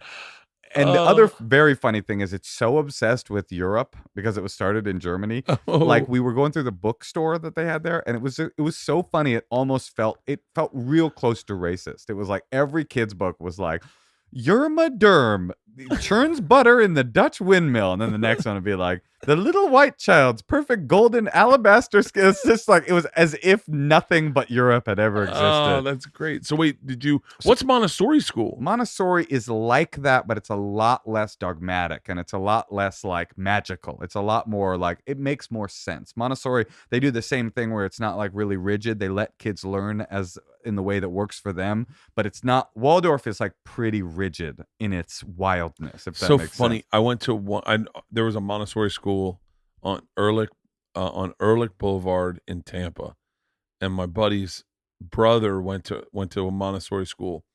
I went to private school, so when we had choir, you'd all stand in there and you'd just sing, and you'd have your hands in front of you, and you'd sing, and you'd be done, and then we'd go and we'd do a bell exercises where we each had a bell, and you put on white gloves, and you'd play a song. Everybody, 18 kids, you play a song with bells. That would be our Christmas show. And so I went to a Montessori school, and now that you say that, I got up there and all the kids were in street clothes. I remember that being like, wait, there's no uniformity of it. Like everyone's just like in like dungarees and jeans and corduroys. They started singing the song and all the kids were dancing. And I was like, whoa, these are white kids. What the fuck are they doing dancing? They're doing eurythmy. I started laughing so hard. And as like a fourth grader, at my buddy's brother dancing. And it was like, but I remember thinking, that's the kid I am. I want to dance. I've been wanting to dance. Well, that's what I was thinking when I was thinking about my kid. I was like, and my own experiences, like how torturous public school was for me to have to fit myself into a box that I knew and the teachers knew and my parents knew I didn't fit in the first place. And add on top of that I was in Oakland public school, so I was getting bullied for being a white kid the whole time. Like there was nothing pleasant about my experience in public school. But at the same time, I think public school is the right choice for a society. Public school creates like I'm grateful I went because I got exposed to different kinds of people and diversity and different like people from different backgrounds, and I'm grateful for that. But I also fucking dropped out of school in the 8th grade, you know, and I stopped going to school in 8th grade, and 6 months later the school district noticed. You know, that's how overcrowded. Like people are like, he hasn't been to school in 6 months. Like that seems bad. You know what I mean? And like. So I don't know, but a lot of people wrote us and were just like, look, it turned me into like kind of a weird elf. Like, oh, they were like, I liked it for the first like 3 grades, and then after that, it was a little bit weird, you know? And so I think in the end, we're gonna send her to the public school because we live across the street from a great public school. I'll tell you right now, I swear by it. I swear by all boys Catholic high schools. It's the greatest experience of my fucking life. So you think I should send my Jewish daughter to an all boys Catholic high school? Yeah, I do. I think you're allowed to now. Right. Support for the Bertcast comes from TurboTax. Thank you, TurboTax. TurboTax is here to help this tax season by making tax filing easier for you. They made it their mission to give you all the tools and advice you need to get your taxes done with confidence. Like making uploading your W-2 as easy as just taking a picture. Just use your phone or tablet to simply snap a picture of your W-2, then watch your information appear in the right place in your tax return. You can be sure you're filing your taxes correctly while at the same time making sure you're getting the best possible refund. TurboTax. All people are tax people. Please pause and listen closely because I believe CBD could change your life. You know that health concern you've been struggling with? That one you've tried everything to solve and nothing has stopped the discomfort and constant stress and worry that keeps you up at night? Yes, that health concern. Let me encourage you to try something remarkable. CBD products from the only experts I trust, cbdistillery.com. CBD is the remarkable extract from the hemp version of cannabis. It may offer many of the health benefits of marijuana, but without the high. CBD is legal to buy, and you do not need a prescription when you shop online at cbdistillery.com. It's time to deal with that nagging health concern. Explore the amazing CBD products at CB Distillery, and to get my special discount, enter Bertcast at checkout. Again, enter Bertcast at checkout for my special discount at cbdistillery.com. cbdistillery.com. Right. No, I'm sending Georgia to an all-girls Catholic high school, and my experience, I got to be honest with you, my experience with girls has been super fucking eye-opening at what a simpleton fucking misogynist I am. Like what? I am not comfortable. Let me try to find the right words so it sounds okay. I had never experienced women being competitive. Mm-hmm. I'd never experienced that. I'd never experienced like a woman with game face on, a woman fucking taunting other women. There's this girl. I won't say her name. I'll say it. This is a minor in a Catholic school. No, she's an 18-year-old. She's in college now. Okay. I'll say her name. She's a fucking badass. Like, there's this girl that goes to school with my underage daughter. No. Her name is Julia. She played and on that Georgia's. She played on Georgia's softball team last year. Her name's Nick.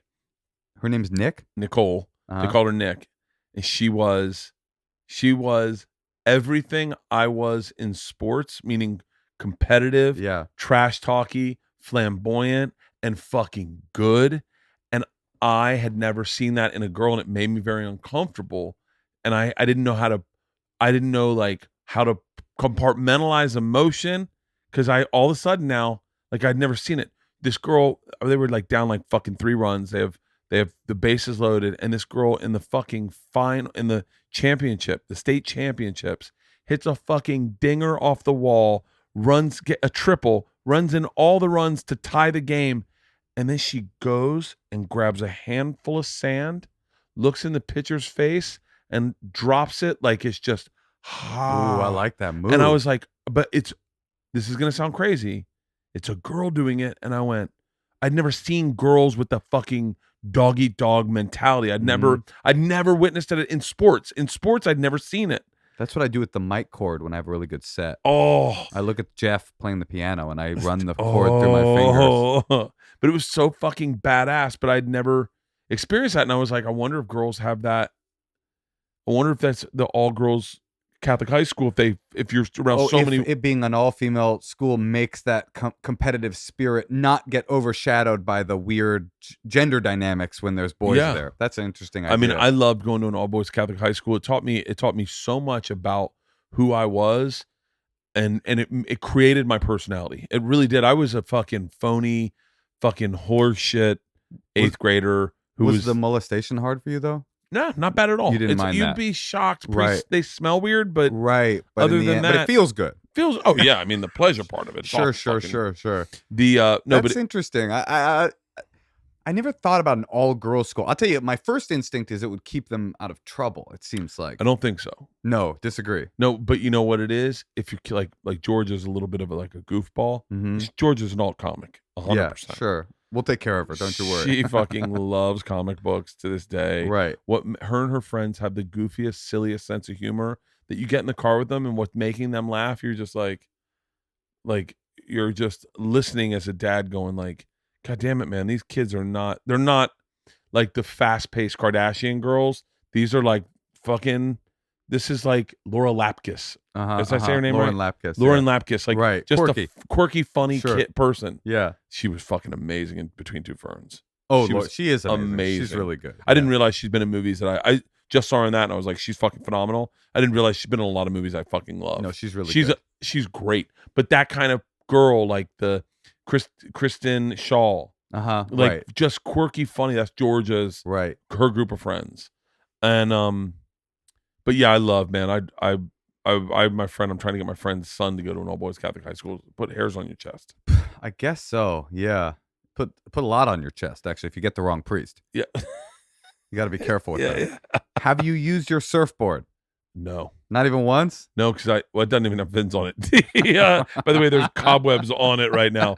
They told me, they were like, do not use that at first. Use a foam board and get used to it. Wait, have you been surfing lately? Yeah, I've been going out. Yeah, I go out a bunch. Really? Yeah. It's a far drive for you. It is far. I guess you're closer. But you know what? It makes the whole day. The whole day is good. So you know what the other question I wanted to ask you? Yes. Not just that, but like, so how do you plan it? You get like a text from like Kurt or someone, or I get a text from Kurt, or I got a group of comedian buddies I go with this kid Andrew Michon and Kurt Brownell, or there's a group of us that go, and then we'll go out just past Santa Monica to this beach called Sunset usually, or they're up to Ventura sometimes, or sometimes down south to a beach called Santa Onofre. And I'm very bad. You would love coming with me. You would gotta have, go you'd have with a you. good time with me because I have a legit week and a half off when we wrap this. No, that's a lie.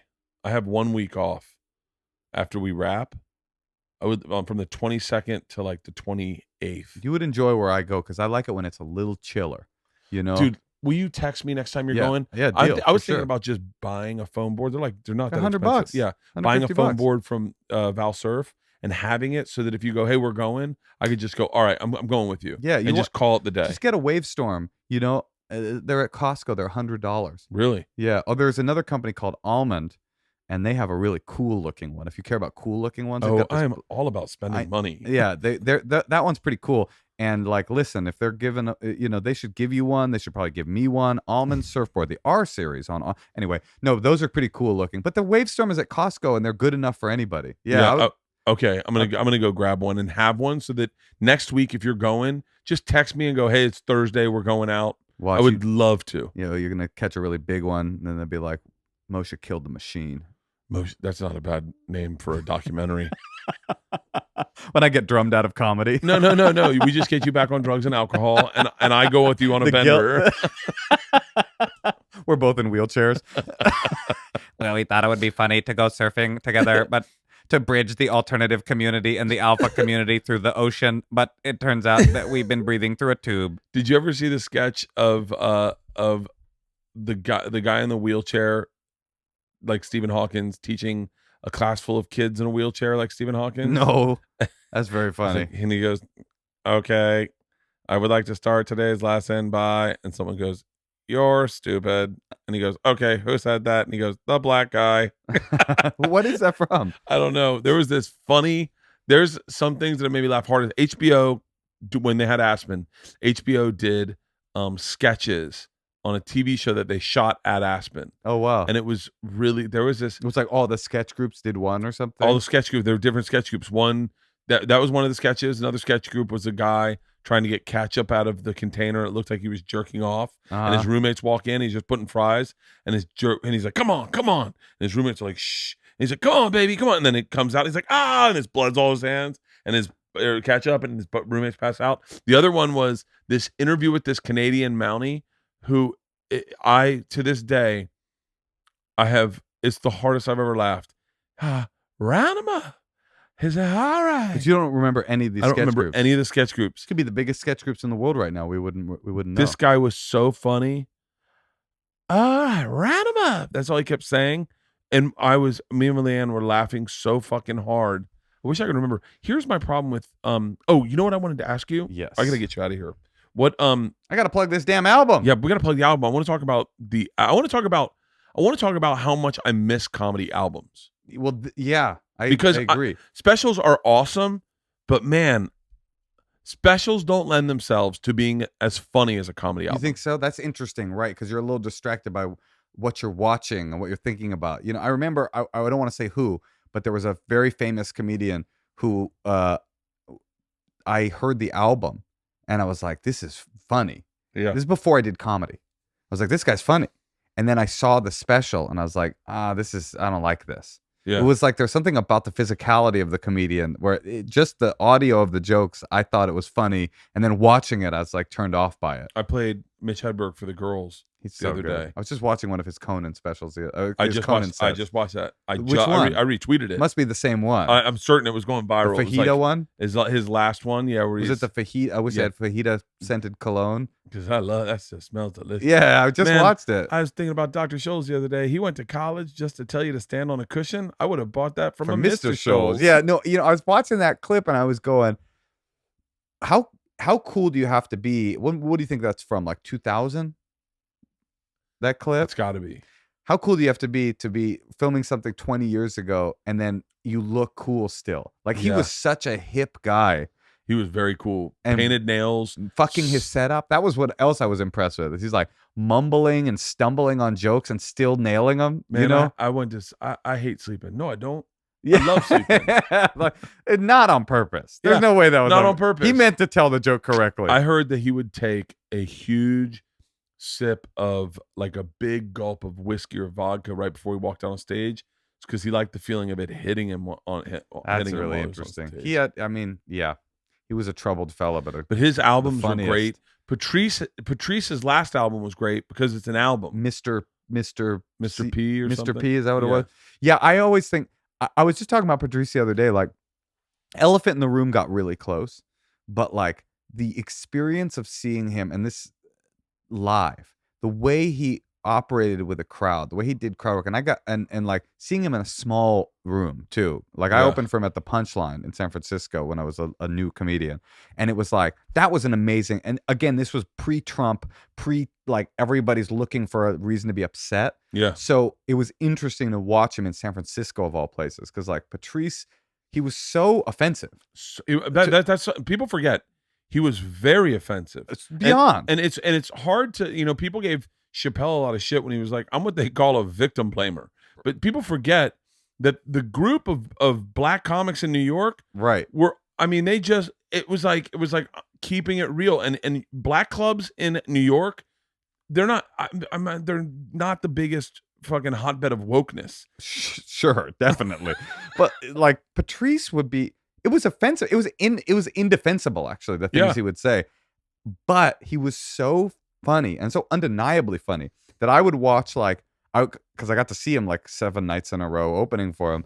I would watch like maybe 5% of the women in the room would walk, because the things he was saying were undeniably incredibly offensive to women. I mean, they were horrifying. He had legit issues with women. But the people that would stay, it's not like by the end of their set they were like, okay, I agree. By the end of the set, they were still like, fuck you, but they were laughing because they couldn't resist like what was going on there. He And, talked about one of his things he did a lot was he would do analogies comparing women to animals. Like, he did that a lot. And then one of the other things he did a lot, like, he would take a view, like, and it wouldn't even be technically insightful. And goes to that Shane Gillis thing of like people lighting up Shane Gillis when he was just talking. There's a clip online of Patrice where it's just Patrice O'Neill, I hate Asians. And there's not a joke in there. It's just, I don't like them. I don't like them. Right. And all the reasons he doesn't like them. And it's on Opie and Anthony, and it's just him saying all the things he didn't like about them. It was the Wild West back then, for sure. But It was the wild fucking West. Yeah. But there was a wokeness. I remember this guy was on stage and he was like a cheese dick. You know, the kind of guys you meet at open mics where you're like, Yeah. no, I know your friends told you should be a comic. You're doing this to get pussy, but you do not care about comedy. And this guy was using the N-word. Like, I mean, just like, Not funny. no, it was his punchline, but it was like clearly something a bunch of Italian guys might say in a fucking car. Right. Because he was Italian. Right. And he goes, I remember at one point this was maybe my first look into like, oh, that's gross of like, oh, that I'm seeing you got to have an act. You can't just, Yeah. This guy goes, he was on stage at the Boston Comedy Club. I'm in the back with like Patrice O'Neill. This is before I was working the door. Patrice O'Neill, probably fucking Ed Helms, oddly enough. Like, it was a group of comics that used to hang out back then. And the guy goes, I'm from New York. And someone goes, where? And he goes, try to guess where. And like, he's trying to like ad lib, and the guy, someone goes, Chelsea. And the guy goes real quick, goes, what do I look like, a faggot or a Mexican? And everyone was like, whoa. And he was like, and then he stopped and goes, hey guys, I'm a comedian. And we were like, no, guy, that's not comedy. Like, you just showed us who you were. That doesn't constitute as comedy. And even Patrice, who at his best could be a horrible human being at times. At times, really had a propensity for that. Was like, what the fuck? Now flip That's that funny. to That guy's like, that guy comes up to you like, your wife's an ugly bitch. You're like, what the fuck did you just say? Hey, I'm a comedian. Yeah, now flip that same night. There's a comic, and I won't say his name because I think he's still doing comedy. He might have just stopped, but he might have stopped. But he's been doing comedy he had been doing comedy for a long time. He was a Southie from Boston, right? Yeah. And we're in the back, same group of people, and the only reason I remember it was Patrice is because Patrice was from Boston, and this guy was a Southie, and there were 4 black chicks at the front, and they were like, And this was the difference, the little subtle difference in Sure. like seeing your personality and it being gross, and seeing your personality and people forgiving it and going, and they go, and he was talking, he's doing like improv, like trying to ad lib with the crowd, and one of the black chicks up front go, you ever date a black chick? And he's like, no, but I wouldn't mind dating a colored chick. And he just, it slipped the way out. he said it. The way he said it with his Boston accent, it slipped out. And everyone's like, no one says that. Yeah. But Patrice started laughing. It was so innocent. And he goes, he doesn't know what he said. Yeah, And he kept saying it over and over again. And every time he'd say it, they'd be like, whoa. And he'd be like, I know. Can you imagine? He's thinking they're laughing at a different thing. Yeah. And it was like, but it was an innocence sweet. of like your intention came out. Right. It was really fascinating. Yeah, and that's the part of the interesting. nuance of comedy where I think sometimes it's lost is there is an innocence, there is a heartfeltness, there is an intent. And if the intent is to make you laugh as opposed to be like, the fuck do I look like to you? Right. Yeah. And so Patrice to me was like, he was probably the funnest comedian to watch live I've ever seen. Easily. And he was a crowd work master, like the top easily. guy. And that's this album that I have coming out it's just crowd work. There's no jokes. Oh, And I knew it's- about this. And it's basically like I was trying to figure out a way to do a crowd work album, and like other people have done really good ones, but they're difficult to bottle the lightning of crowd work. You know, like Big J's are really good. Yeah. Todd Barry's special was great. Some of Paula Poundstone's early stuff. Patrice he gets a nod in the album. Actually, I tell a story about him because when I opened for him, when I would come on stage, I would introduce him and he would like sneer at me like he was disgusted every night, and he would go, "Ugh, Moshe Kasher. Your name might as well be Jewish," which I always thought was like the funniest. Anyway, I was trying to figure out a way to do a crowd work album and make it feel a little less temporary, a little less about what was in the room, Yeah. that night. And so it's kind of a concept album where I'm asking the crowd, like, I asked them like 5 specific questions, like, what's the wildest sexual experience you've ever had, or have you ever been arrested, what's the craziest night on drugs you ever had? Brilliant. This is so smart. And then they got the mic. People would raise their hands and they would get the mic and tell their story, and I would sort of riff on their story. And the end result is what you were saying, like you missed the comedy album. What I like about the album, and also what is kind of troublesome about it in the Sirius XM Spotify like play the track era, is it's best served as a full album, like, because it feels like a full piece, the whole thing. But there are some crazy stories in there that are like just so bizarre, because in any room full of people, there's at least 20 people with maybe not a machine story, but like their machine story. You know what I mean? Everyone's got. We did a. I never released this, but we did a live. I used to do these Call in Sick to Work shows. And it was ultimately it was like 3 comics on stage, but it did digress into crowd work always. Right. Because every comic's like, I'm not going to do my act, and we're not, Right. live podcasts are always a weird thing. Right. So I said to this kid in the front row, I said, it was me, Doug Benson, and Doug Stanhope. And I said, and Stanhope said, I can guess anyone's age. I'm really good at that. Yeah. And Doug Benson goes, that's so funny. I'm really good at guessing everyone's weight. I can guess weight very easily. I've always been very oddly. And I said, that's so crazy. I can always guess everyone's secret. And they're like, really? And I said, yeah. I go, let's try this. Just randomly pointed to a guy in the front row. I go, sir, we're going to use this as an example. I go, Stanhope, how old is he? And he goes, 25. I go, Doug, what's he weigh? He goes, 186. And I said, you hit a man in your car drunk driving on the way home and have never told anyone about it. And he goes, and I go, well, how old are you? And he goes, I'm 23. And they're like, oh, he goes, how much do you weigh? He goes, I'm 168 pounds. And we're like, oh. I go, well, what's your secret? And he goes, I don't drink and drive. I said, well, no, what was your secret? And he goes, what do you mean? I said, well, I missed your secret, but you told them tell me what your secret was. So I'm better at it next time. And he goes, I lost my virginity to my 6th grade teacher. And the place goes fucking insane. That's amazing. And we're like, wait, what the fuck? And he's like, yeah, I lost my virginity to my 6th grade Incredible. teacher. And immediately Stanhope's like, you're on stage. Come on up stage. So the guy rips his shirt off and sits on stage, and we interview him about this experience.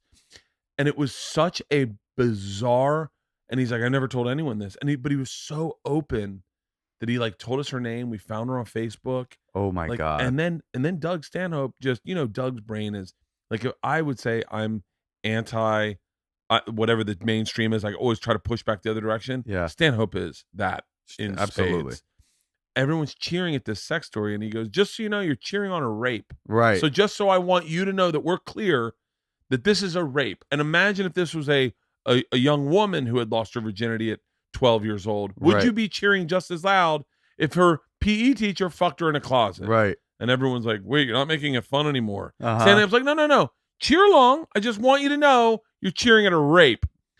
And it was but everyone does have their crazy story. So the first dude we talked to, the first taping, first moment, the guy, I started talking to him, and he was basically told the story about how he came home. His dad was had visitation, and he came home to his mom's on the weekend, and he saw these like straps on the bed, and he comes in and he's like, these are kind of weird. They're like straps tied to the bedpost, and he's like, he goes and he talks to his mother, and there's a lot more to it, but essentially she's like, oh, did I leave those on the bed?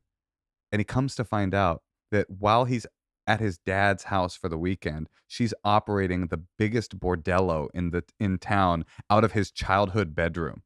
That she's just got like sex my workers coming in God. and out. There was, I mean, every story was like that. Was like so crazy. The one at the end is really awesome too. There's a lot of great stories in it, but this woman is talking about how she brought this Muslim. She never said he was Muslim, but I was able to guess. She was brought this Muslim dude home from a Tinder situation, and they had sex, and then he got back. He hit her up again like 2 weeks later. He's like, I lost your number.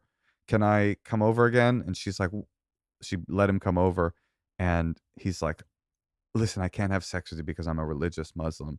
I can only have sex with, he'd already had sex with her. I can only have sex with women I'm married to. And she's like, okay. And he's like, but we can do the ceremony right here. There's like there's a weird loophole where I could just, all you have to do is say, basically this woman married this guy and divorced him 28 days later just so she could have a booty call.